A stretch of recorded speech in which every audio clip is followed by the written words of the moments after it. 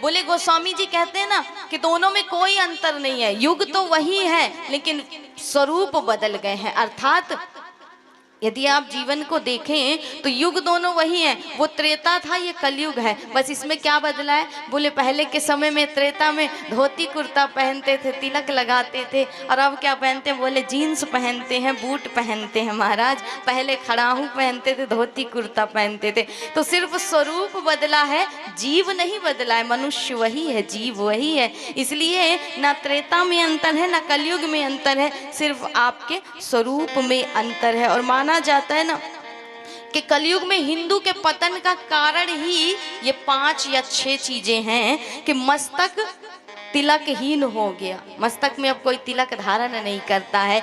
जिह्वा राम नाम के मंत्र से हीन हो गई, अर्थात जिह्वा भी मंत्र अपने मन को इसमें लगाए महाराज। इसलिए गोस्वामी कहते हैं कि कोई उपाय नहीं है कलयुग में। क्या उपाय है, बोले कलयुग से तरना है तो उसके लिए क्या करना है कि एही कली कालिना साधन दूजा, एही कली कालिना साधन दूजा।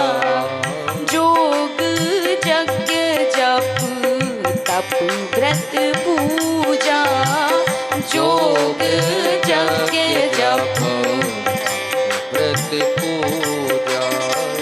राम ही सुमिरिया गाइया, राम ही राम ही सुमिरिया राम ही। संतत सुनिया राम गुण ग्राम ही, संतत सुनिया राम गुण गावई। जासु पतित पावन बड़नामा, जासु पतित पावन बड़नामा। गावहि कवि श्रुति संत पुराना, गावहि संत पुराना। ताहि भजहि मन तजी कुटिलाई, ताहि भजहि मन तजी कुटिलाई।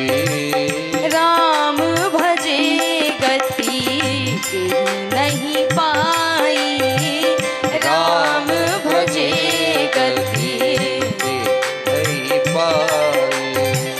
श्री राम जय राम, जय जय रामा, श्री राम जय राम, जय जय राम। तो यही कलिकाल न साधन दूजा, अर्थात इस कलयुग में कोई दूजा उपाय नहीं है भाव से पार लगने का महाराज। एक ही उपाय है कि राम नाम रूपी उस मणि को इस मुख में धारण कर लो और निरंतर राम नाम सुमिरन करते रहो।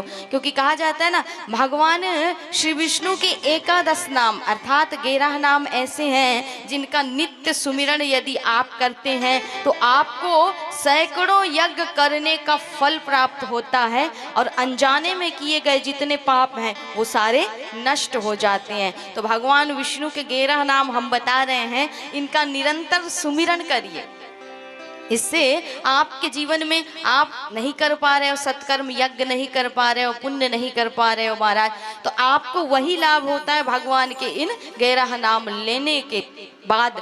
और माना जाता है आपने अनजाने में भी भूल चूक से भी यदि कोई पाप कर दिया तो उस पाप से भी आपको मुक्ति मिल जाती है, निरंतर आप उससे छूट जाते हैं। तो श्री राम पहला ही वो नाम है श्री राम, जिसको आप निरंतर जपते रहिए। श्री नारायण, श्री अनंत, श्री मुकुंद, श्री मधुसूदन, श्री कृष्ण, श्री केशव, श्री कंसारी, श्री हरि, श्री वैकुंठ और श्री वामन, इन 11 नामों का जो निरंतर जाप करता है उसके जीवन से समस्त बाधाएं, समस्त पाप कट जाते हैं और भगवान की कृपा प्राप्त होती है। इसलिए साधारण से उपाय है कलयुग का महाराज। बोले यही कलिकाल न साधन दूजा। कोई इस कलयुग में और साधन नहीं है भव से तरने का। बोले ना कोई यज्ञ है, ना कोई तप है, ना कोई साधना है। तप साधना तो जीव कर नहीं पाए, क्योंकि कलयुग का प्रभाव ऐसा है। इसलिए एक ही उपाय है, निरंतर नाम जप करते रहिए। तो गोस्वामी जी ने उसी नाम जप को करवाने के लिए इस मानस की रचना की।